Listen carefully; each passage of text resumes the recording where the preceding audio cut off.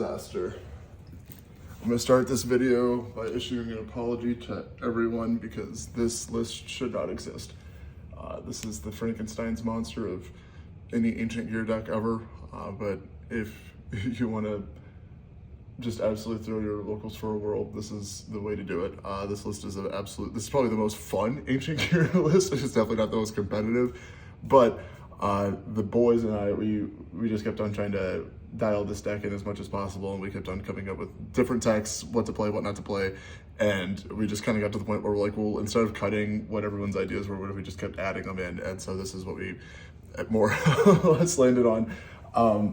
I'm going to put this video out there because it's been a while since I've done an iteration of an Ancient Gear deck. I'll have a new one here before too long, a little bit more of a competitive list, but I gotta wait for some things to pass. But until then, I figured I'd at least throw this profile up because it is fun. I don't know if I'd really say anything more about it than that, but it is a 60 card Ancient Gear list.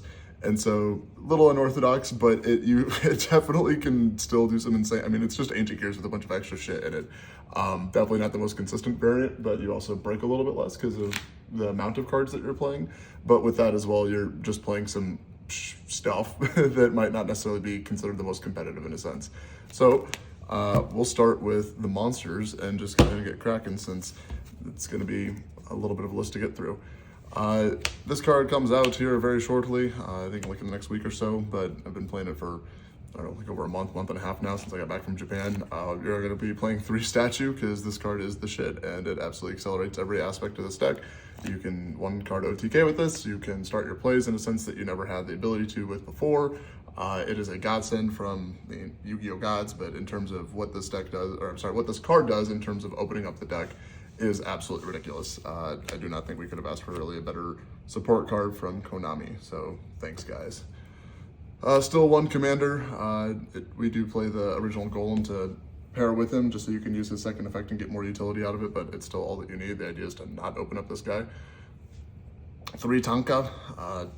You're playing 60 cards, so you have space for it now, but definitely you can use him as a starter, an extender, or just for your recovery plays. We're playing 2 Frame, just because he allows you to get more access to different lines that you normally, again, a lot of my old lists was not playing Frame, but he does give you access to just lines that you, again, obviously wouldn't have unless you were playing him. The discard factor can be nice, but it's more so for allowing you to get to, it's another search, because you have Wyvern, Advance, and then Dark Golem are your 3 searches that you typically have per turn. He adds a 4th layer to that.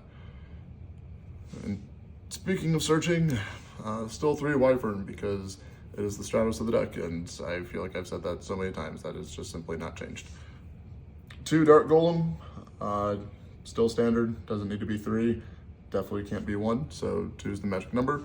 We are playing the OG Golem in this list, but allows Commander to be more effective, and we are playing the Megaton Golem, so just for having lines to be able to push with boards with no monsters is the point of having him.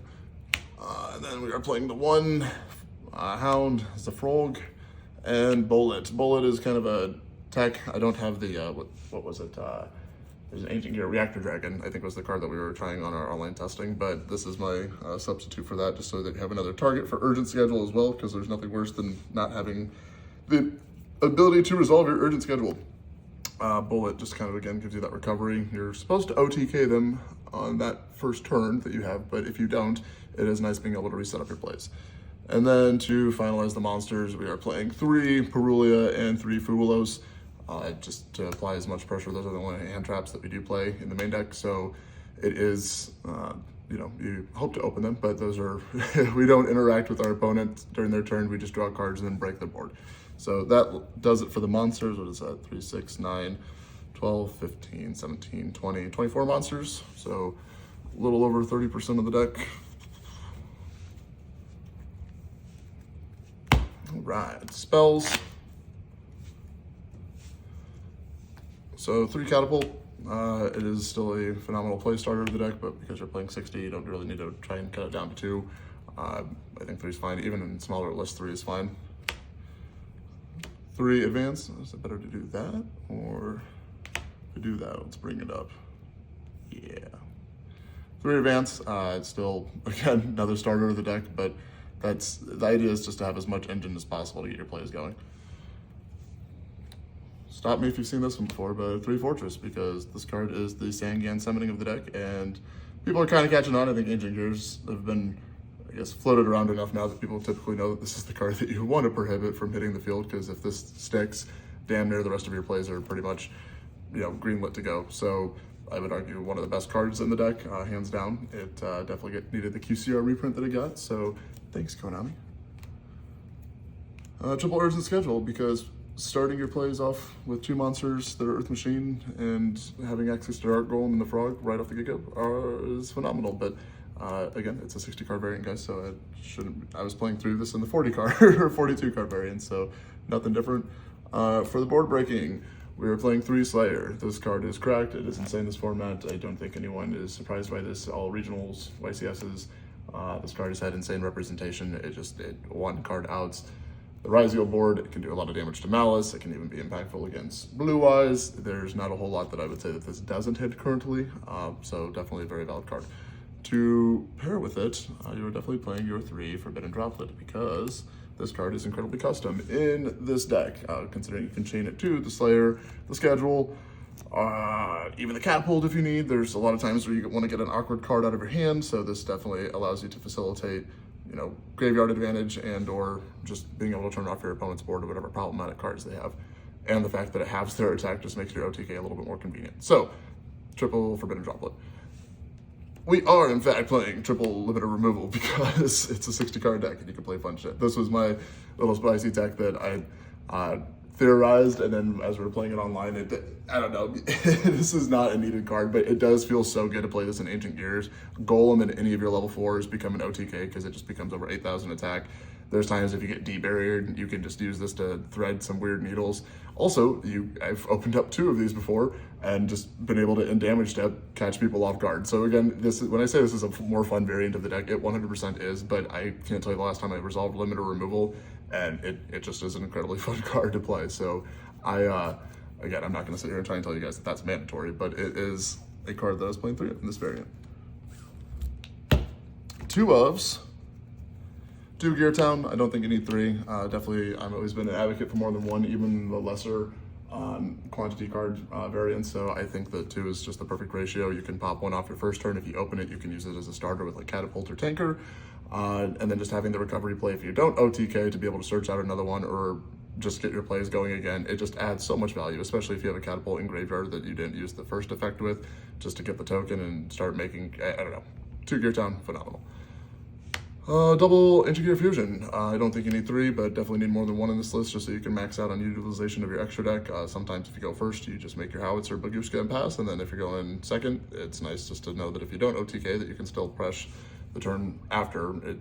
You have dual as well, but again, just with this list, 2 Fusion is very appropriate. 2 Triple Tactics Talents. I'm sorry, this is Thrust. My apologies. 2 Thrust. Just again, the searchability. We play a lot of power spells in the deck, so being able to access anything that you need is pretty good. 2 Lightning Storm to go along with that, so it is a great board breaking card. Obviously, clearing back row is one thing, but then being able to hit like all the Malice Link monsters or just being able to be oppressive on someone's board before you start laying cards down has always been good. Cards at 2, so we play it at 2.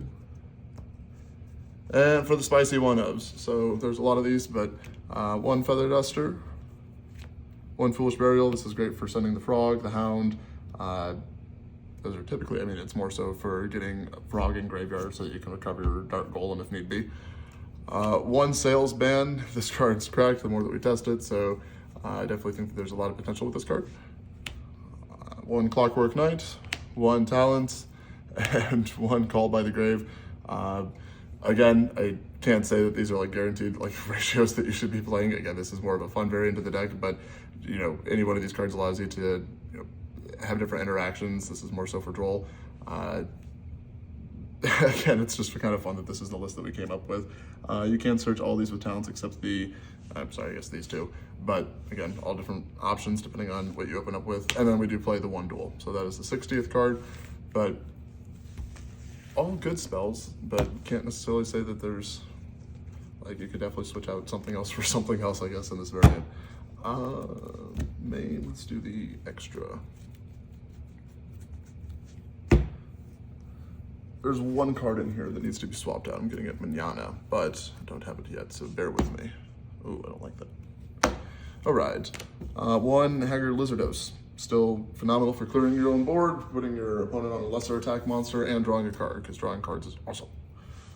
2 Ballista, because you don't need 3, and you certainly need more than 1. Again, that's never going to change, especially I think in this deck. The second one is definitely required and is worth playing, so don't argue, just play 2. Cleavefort Genius, amazing for being able to clear boards and or break boards. You can get use out of turning off your own advance after you've used it to clear one of your opponent's problematic monsters, but I would say the more that I've seen this come up in utility, definitely the more worth it's playing. I like Phoenix. Again, you can use it with Urgent, but being able to discard a card out of your hand sometimes is an awesome effect, but then also just clearing that one unknown back row can also be very valuable as well before you commit into your bigger push. So I really like Nightmare Phoenix in this deck. I was playing Tornado Dragon as well as another form of back row removal, but this is more generic because you just swing 2 monsters together as opposed to needing 2 level 4s. Only difference is you need a discard, but with this deck, that's not too hard. 1 Tri-Brigade, Armed Bucephalus. This is to send off Slayer, and then with Slayer, you can send your Garura.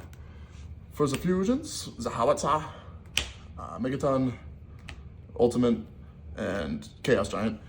So the reason that we play this is because you're playing the original Ancient Gear Golem, so if your opponent doesn't have a monster, you can still thread and attack 3 times with him, so you can still put damage on the game, because otherwise you're trying to make Chaos and double his attack, or I guess you're trying to bust out the few. Well, no, you can't use dual. I'm sorry, because they don't control a monster. So yeah, that's why you have to play him as your OTK line.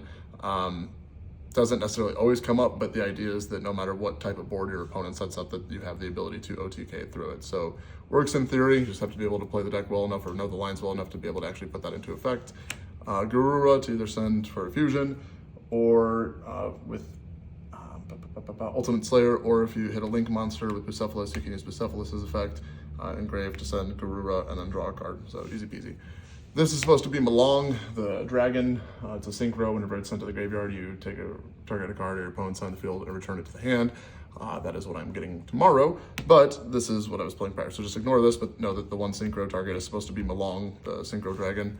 And then for the XYZs, 1 Dagaris, you can either dig for 2 cards, which is fine, or most times than not, you're using the double attack points just to be able to punch over or be disrespectful. Baguska, because Baguska Howitzer is a great turn 1 board. Just hope that they don't imperm you. And then Myriologic Aggregator, just again, this shit's on the Ryziel board. You have Ultimate Slayer, the Detonator, and Aggregator, the field spell, and they're having a really bad time from there. So again, extra deck is pretty tight, unfortunately. I mean, there's a little bit of room for variation, but yeah, again, this just needs to be Malong, but everything else is pretty dialed in. Again, you could play like I don't know. There's different options, but it's more so whatever you feel like you're gonna get use out of.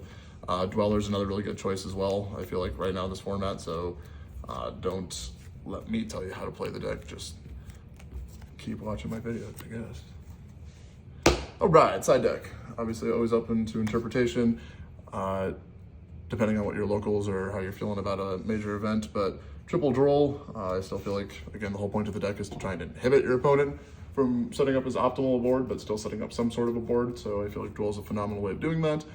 I do not like Malice, so definitely 3, the Meows, the new Mole Charmy, and to pair with that, we are still tagging along with another 3 Lancia, because, again, I don't like Malice. It's a very hard matchup sometimes for this deck.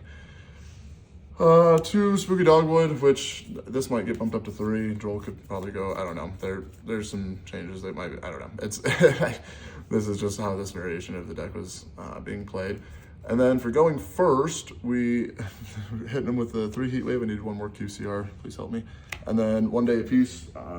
This is, again, just a kind of fun tech in theory, because all these are more or less a turn skip. So you just get to pass back to your opponent and then wave as they really can't kill you. Heat Wave I do like, because they're more times than not just setting, or if they don't summon any monsters, that's why you Megaton them.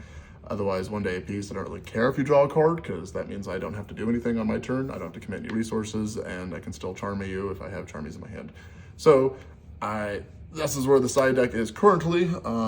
Again, this is just a very fun variant of the deck, guys, but it is worth, I mean, I've done some damage with it online for sure. So This is not the gospel on how to play this deck, but if you wanted to play a different variant, or you've got a bunch of extra machine shit laying around that you're like, man, I've got a lot of cards I could use to unoptimize my Ancient Gear deck, then here you go. This is a good starting place, but it is very fun. Fuck it, let's do one test hand, because we're here, and it's probably gonna be worth doing. No one likes it when they sit down across from someone with a 60 card deck and then it's double, like it looks like a commander deck. So you get the intimidation factor right off the get-go, but then when they realize you're playing 60 card Ancient Gear, they already know that they've lost.